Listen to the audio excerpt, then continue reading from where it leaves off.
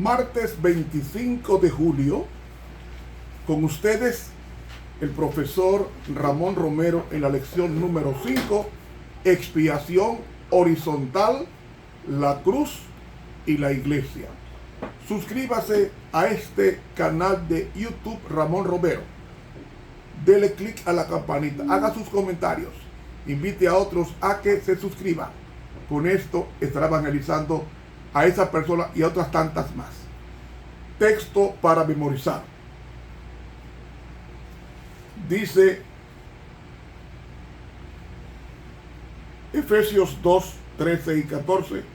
Mas ahora en Cristo Jesús, vosotros que en otro tiempo estabais lejos, habéis sido hechos cercanos por la sangre de Cristo, porque Él es nuestra paz, que de ambos hizo uno, derribando la pared intermedia de separación. Efesios 2, 13 y 14.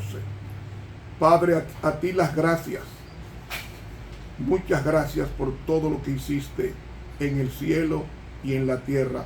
Que nunca olvidemos este favor y que tu amor nos construya diariamente en Jesucristo. Amén. Para hoy martes, derribar el muro divisorio. En el libro de Isaías, el capítulo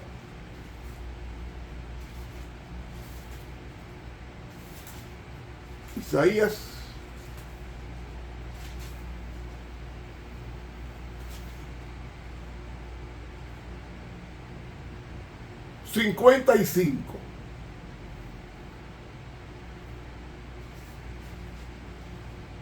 Leemos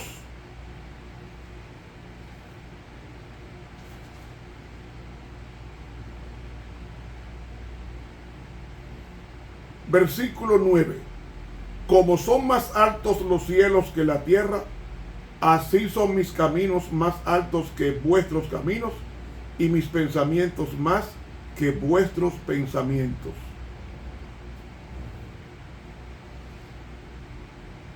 El hombre estaba al nivel de comprender las cosas de Dios cuando fue hecho, porque tenía la imagen de Dios, que era Cristo, la imagen del Dios invisible. Cuando el hombre peca, el profeta Isaías explica ese muro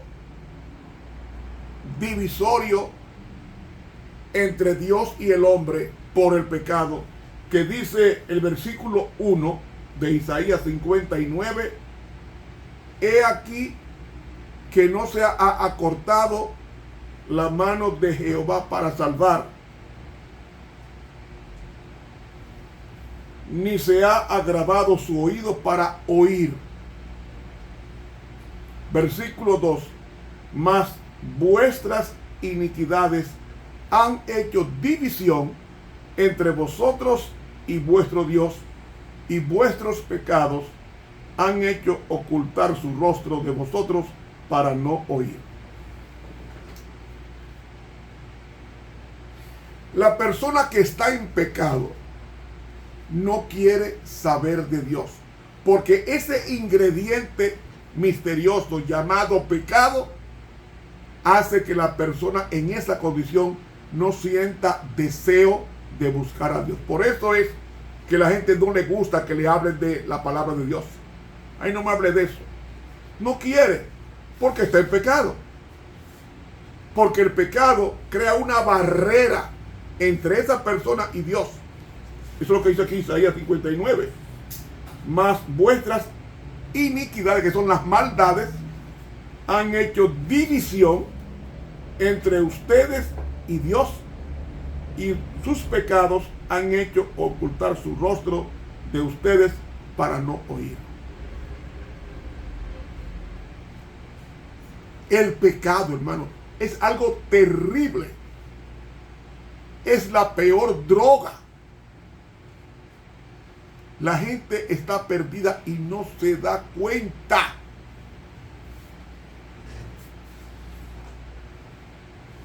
Y el pecado hizo tanto daño que cuando Dios creó a Caín y Abel, Caín le molestaba la vida piadosa de Abel y lo mató.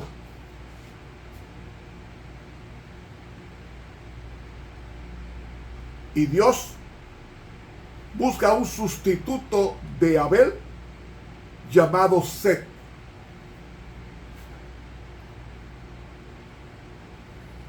Y luego aparece uno llamado Noé.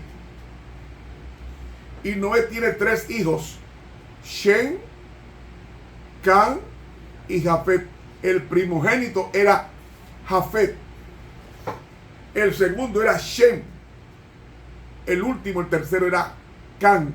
De ahí vienen los negros, los ardientes. Pero Shem aparece en la primacía cronológica porque de Shem vendría el Mesías. Pero la simiente santa era Shem y la simiente de Satanás eran Can y Jafet. Y ellos se dividieron y no participaron de las cosas de Dios, exceptuando Shem. Y de Shem vino Abraham. Y de Abraham vino Isaac.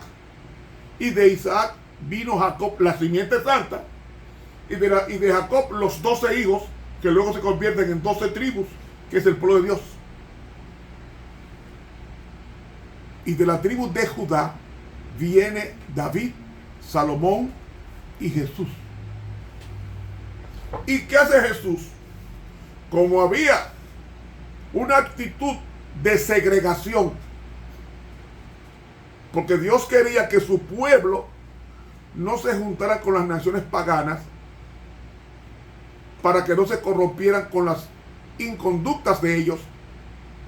Mire, uno porque no puede hablar por este medio, por respeto, porque hay muchas damas que nos escuchan, cristianas. Pero oiga, la vida licenciosa era tan baja, que los niños tenían relaciones sexuales con animales, y las niñas también. Y los ancianos practicaban la sodomía con los niños, y las mujeres con animales. Era una cosa tan asquerosa, tan sucia, tan depravada, que Dios no quería que su pueblo se contagiara, porque lo demostró con el tiempo, que cuando ellos se contagiaron con los cananeos en la tierra prometida, hicieron las mismas inconductas que Dios había prohibido y había echado a esta gente de la tierra, que la tierra los vomitó. Pero sí tenía que hacer algo. Ese pueblo tenía que ser la luz para todo el entorno.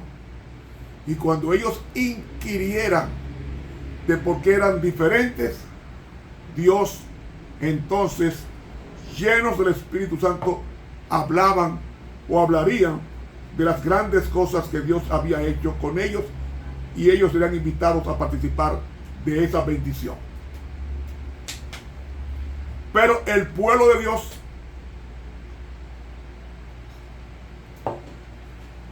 hizo su religión exclusiva, y el evangelio no es exclusivo, porque la palabra evangelion en el griego es buenas noticias. ¿Cómo usted puede dar buena noticia a una persona que usted no le habla? Tiene que hablar a esa persona y decirle: te traigo buenas nuevas. ¿Cuáles son las buenas nuevas? Que el cielo envió a Cristo para morir por ti, y ahora ninguna condenación hay para los que están buscando a Jesús. ¿Cómo sí? Sí. Entonces, esas buenas nuevas hacen que el pecador impenitente vuelque su mirada a Dios y lo busque de todo corazón. En el templo había un muro en el atrio exterior.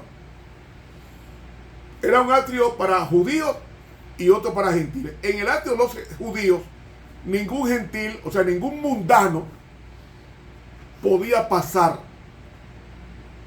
esa muralla que tenía 4 pies de altura. 4 pies de altura. Si lo pasaba, era condenado a muerte. Y esa pared entre judíos y gentiles, Cristo hizo una gran cosa. ¿Sabe qué hizo Cristo? Murió fuera de la santa ciudad. El Gólgota quedaba fuera de la santa ciudad para que el evangelio fuera para los judíos y los no judíos, para los de Shem, pero también para los de Can y Jafet. Y entonces Cristo, cuando va a subir al cielo, reúne la iglesia y usa un texto, un término bien conocido, pero poco comprendido. Mateo 28, 18 dice: y llegando Jesús les habló diciendo: toda autoridad me fue dada, no me es dada, no. En el griego dice me fue dada, en el cielo y en la tierra. ¿Cuándo se le dio eso? Cuando él subió al cielo y el Padre había aprobado su sacrificio en el Calvario. Por tanto, id y doctrinad. En el griego dice, por tanto, id haciendo discípulos a todos los gentiles,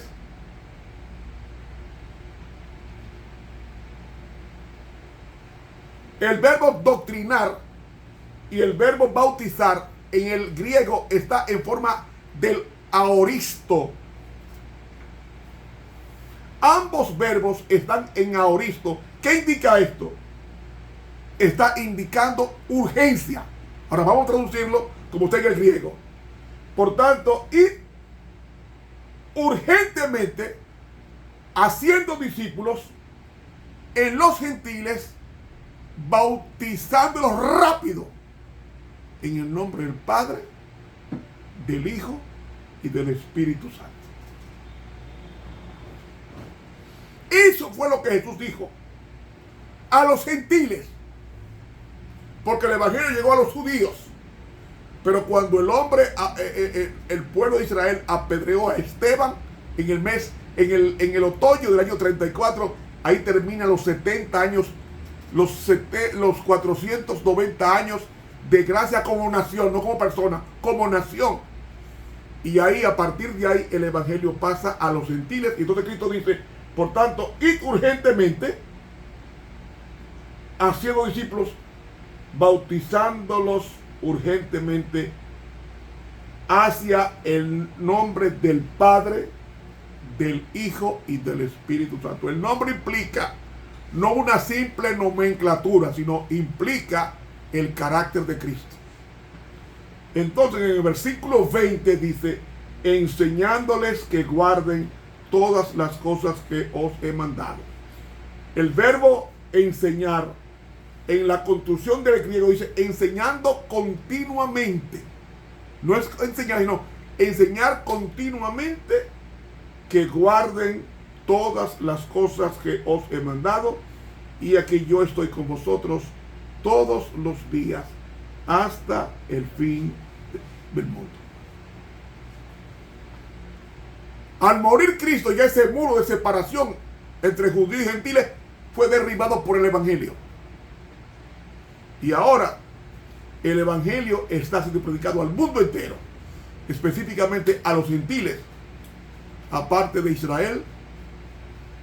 Y Dios cada día, como dice el libro de los Hechos, dice el libro de los Hechos, el capítulo